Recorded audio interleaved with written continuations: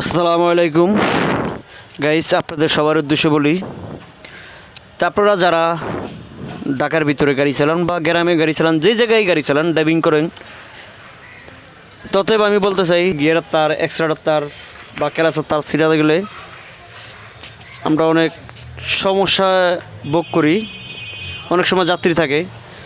তো গতকালকে আমিও আমার ক্যালাসের তার ছিঁড়ে গেছিলো, তার লাগাইতে যেয়ে দেখেন দেখেন ও যাচ্ছে কিনা জানি না। এই দেখেন, দেখছেন মানে ইঞ্জিল তো অনেক গরম।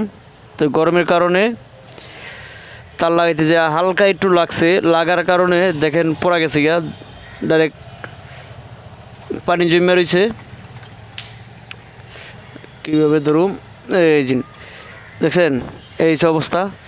তারপরে যারা গাড়ি চালান, বেশিরভাগে সিএনজি যারা চালান, খুব সতর্কভাবে গাড়ির তার ছিলে তারগুলো লাগাইবেন, হাতে যেতে না লাগে।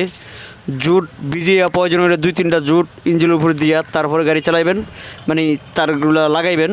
সরি, তার গাড়ি চালাবেন না, মানে তারগুলো লাগাইবেন। লাগানোর পরে আপনার হাতে হয়তো এই সমস্যাটা হবে না।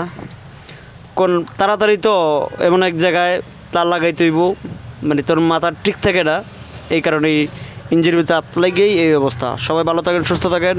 দোয়া ও শুভকামনা রইল সবার প্রতি। আল্লাহ হাফেজ।